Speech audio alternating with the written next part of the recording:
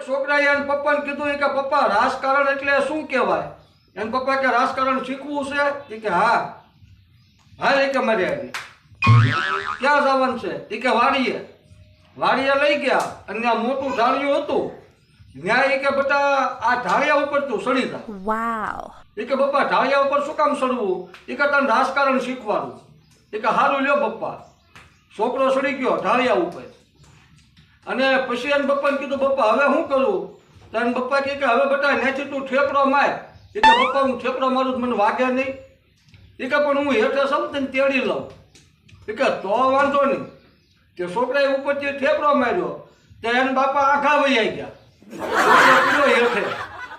તે રોતો રોતો એને પપ્પાને કે પપ્પા તમે એમ કીધું કે તું ઉપરથી પડે એટલે હું તને તેડી લઈશ, તેમ મને તેડ્યો નહીં. એ કે બેટા તારે રાજકારણ શીખવાનું હતું ને? એ કે હા.